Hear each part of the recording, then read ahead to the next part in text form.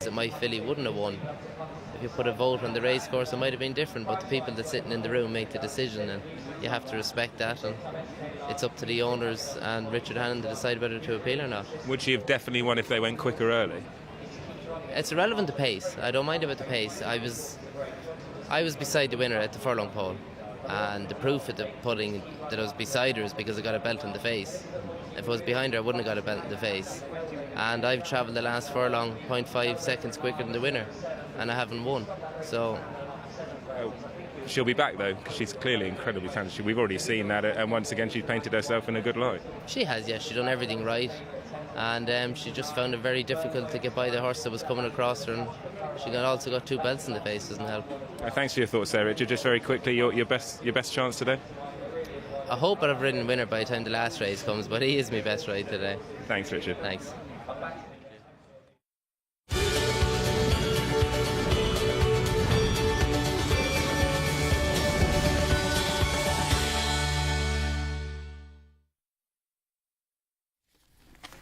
They're going to post for the opener at Newmarket. That was Aussie Reigns going down. We have a couple of non-runners here. Number 3, McCarthy has come out. That's a very late non-runner, by the way. That's almost a horse come out in the last 40 minutes or so, maybe a withdrawn horse. And the 4, Discernible, also out now. Leaves just a field of 8 for the 32 Red Casino handicap over a mile.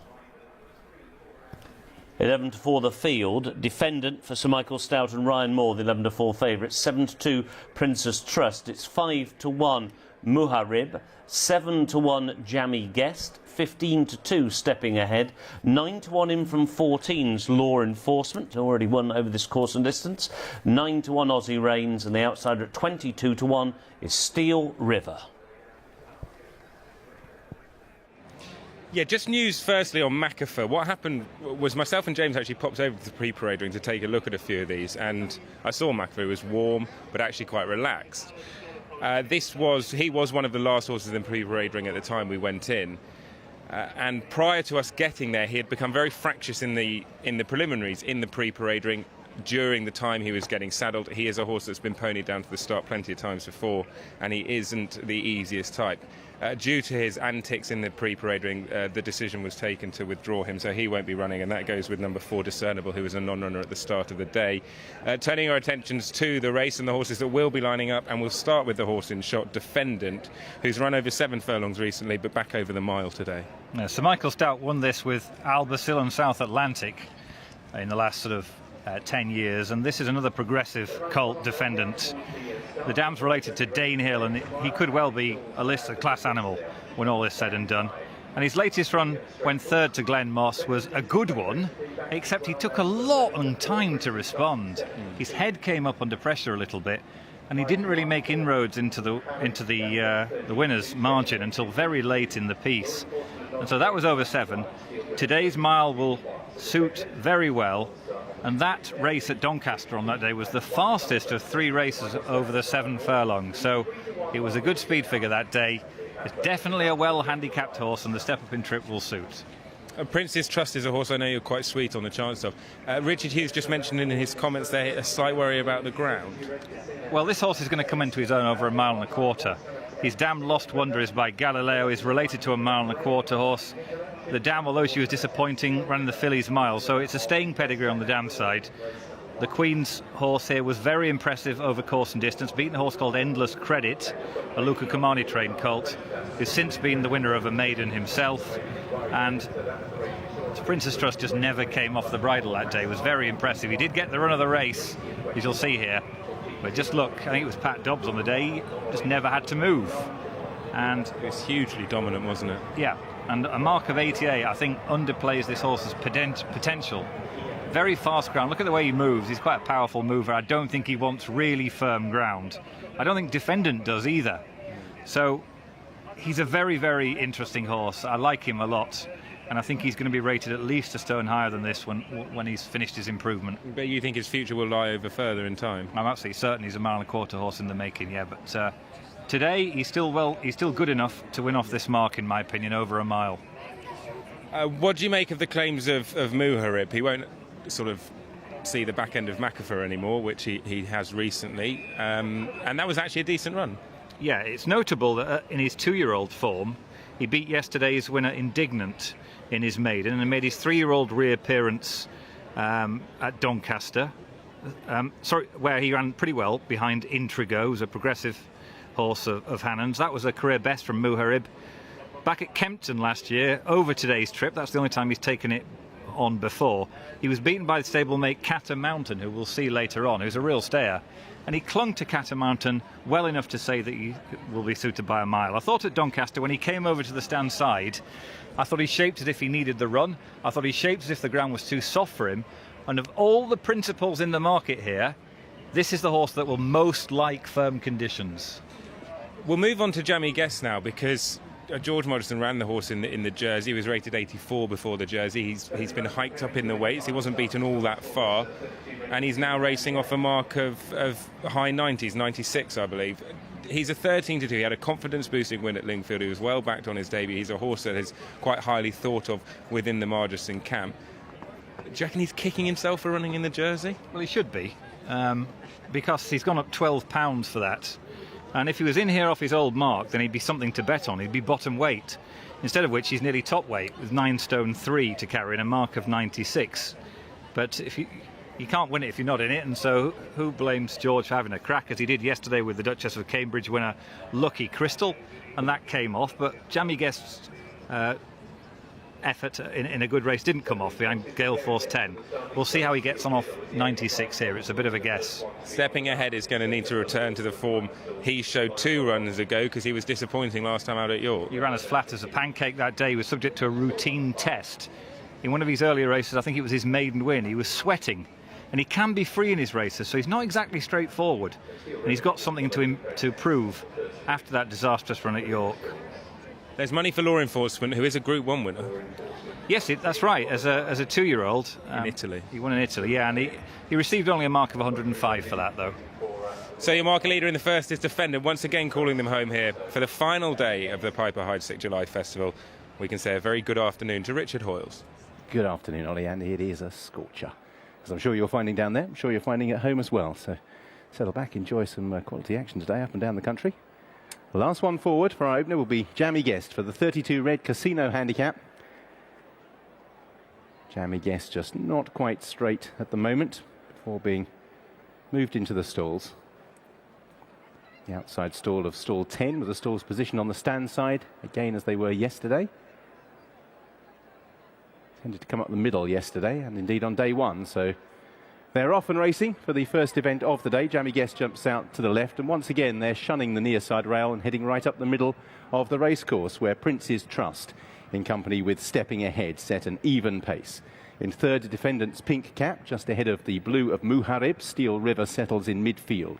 Aussie Reigns in blue and yellow, then Law Enforcement, and Jammy Guest, who was restrained when the stalls opened, is at the rear of the field. Prince's Trust being allowed to boss this relatively cheaply by just a length or so from in second, Stepping Ahead. Defendant's Pink Cap in third place. Steel River, Muharib in midfield now, the blue jacket on the inside of Aussie Reigns. In seventh place is Law Enforcement. The rear of the field is Jammy Guest. An even pace being set by Richard Hughes. It's not a crawl. He's allowing Prince's Trust just to stride on, leading by still a length and a half from the shaken along Stepping Ahead.